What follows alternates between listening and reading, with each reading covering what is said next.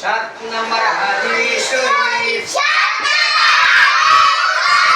ফাদলুল আলিমি আলাল আবিদি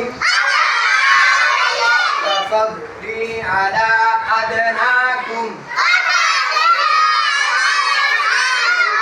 হাদিস শরীফের অর্থ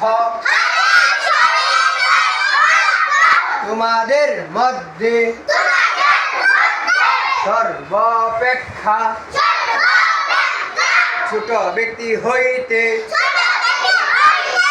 আমার মর্তবা যত বড়।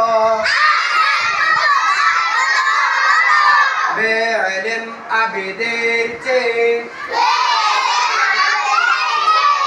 একজন খাঁটি আলেমের মর্তবা তত বড়।